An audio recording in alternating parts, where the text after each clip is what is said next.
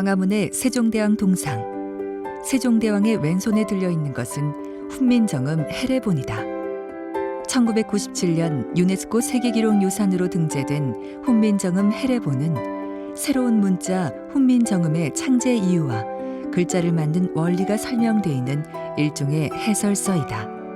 세종 28년인 1446년 간행된 이 책은 오랜 시간 자취를 감추었다가 1940년 안동에서 발견됐다. 훈민정음 해례본의 발견은 한글 창제를 둘러싸고 계속되던 논란을 일순간에 정리한 사건이었다. 세종은 왜 훈민정음 해례본이라는 책을 펴냈던 것일까? 이달에 임금이 직접 언문 28자를 만들었다. 글자는 간단하고 쉬우나 변화가 무궁하니 이를 훈민정음이라 이른다. 세종실록에 남아있는 훈민정음 창제에 대한 기록이다. 1443년 세종 25년의 일이다. 하지만 문자를 만들었다는 사실만 적어 놓았을 뿐 문자에 대한 다른 기록은 없다. 그리고 약 3년 뒤인 세종 28년의 실록에 이달에 훈민정음이 이루어졌다는 언급과 함께 훈민정음 해례본에 실린 세종의 서문과 정인지의 서문이 기록돼 있다. 새로운 문자 훈민정음을 창제한 지 3년 만인 1446년 해례본의 간행과 함께 훈민정음을 반포했음을 짐작할 수 있다. 백성을 가르치는 올바른 소리라는 뜻의 훈민정음은 새로운 문자를 가리키는 말이자 세종이 지편전 학자 8명과 만들어낸 책의 이름이기도 하다. 이 책을 훈민정음 해례본이라 부르는 것은 문자의 사용법을 자세히 풀이해 놓은 해례가 실려있기 때문이다. 책은 세종이 쓴 서문과 새 문자 훈민정음을 소개한 예의, 지편전 학자들이 풀이한 해례, 정인지의 해례 서문으로 구성돼 있다.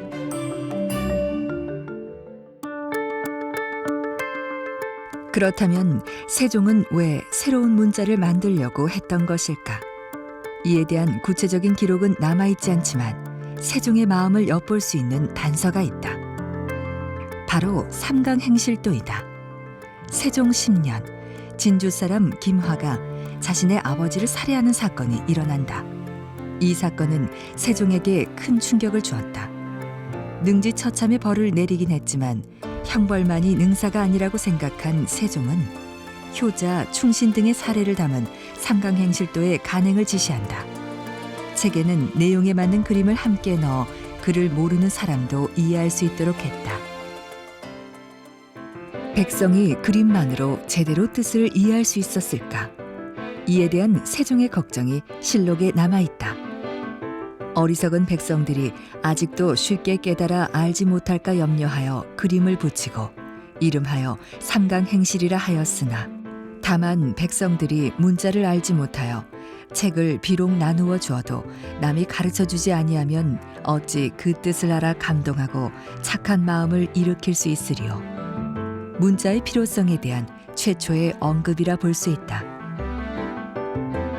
어리석은 백성과 문자에 대해 다시 언급한 것은 세종이 직접 작성한 것으로 알려진 훈민정음 해례본 서문에서이다. 우리나라의 말이 중국과 달라 한자로는 서로 통하지 않으니 어리석은 백성들이 말하고자 하는 바가 있어도 제 뜻을 나타내지 못할 사람이 많다. 이를 위해 새로 28글자를 만드니 사람마다 쉽게 배우고 익혀 쓰기에 편하게 하고자 한다. 세종은 누구나 쉽게 배울 수 있는 언어를 만들고자 했다. 예조판서 정인지가 남긴 서문에서도 훈민정음 창제 이유를 엿볼 수 있다. 지혜로운 사람은 아침나절이 되기 전에 이를 이해하고 어리석은 사람도 열흘 만에 배울 수 있다.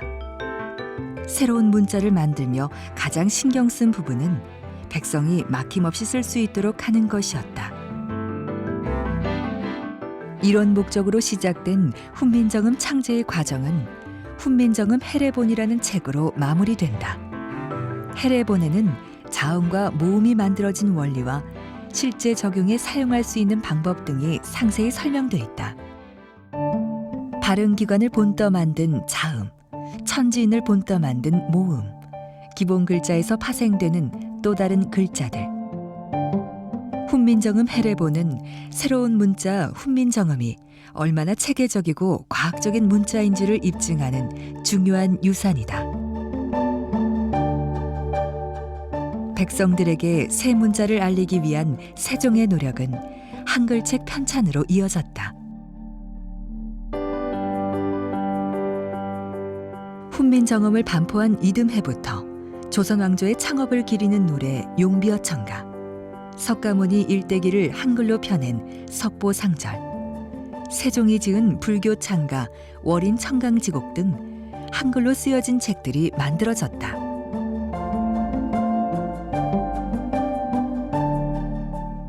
한문으로 기록된 훈민정음 해례본을 한글로 풀어 쓴 언해본도 간행됐다. 세종의 서문과 새 문자들을 소개한 예의편을 한글로 풀어 쓴 것이다. 한문을 몰라도 새로운 문자를 이해할 수 있도록 한 것이다.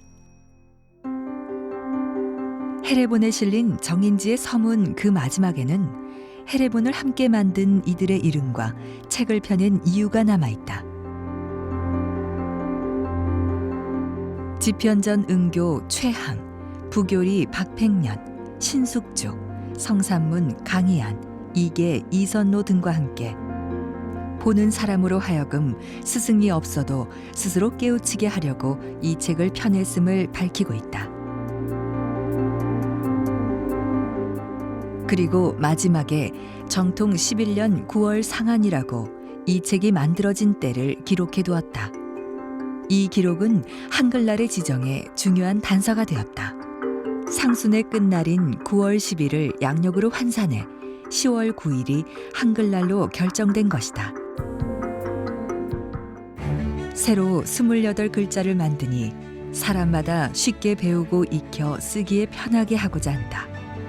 훈민정음 서문에 밝힌 것처럼 세종은 누구나 쉽게 익히고 쓸 수 있는 새로운 문자를 만들어냈다. 훈민정음 해례본은 세종의 열정과 노력이 고스란히 담긴 책이다.